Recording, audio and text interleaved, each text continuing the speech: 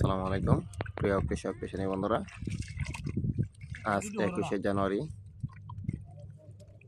2026।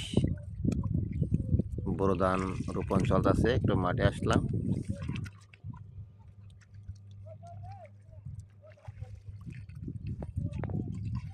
ভাই আমি তোদের চেহারা ধরি নাই।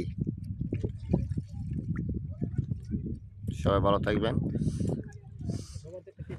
যারা ধান রোপণ করবেন প্রত্যেকেই খেয়াল রাখবেন, জমির লাইনগুলো হবে উত্তর দক্ষিণ। লাইনগুলো উত্তর দক্ষিণ দিবেন। 10 লাইন পর পরে একটা লগো দিবেন, মানে 18 ইঞ্চি পরিমাণ একটা জায়গা ফাঁকা রাখবেন, তাহলে সবচেয়ে বেটার হবে।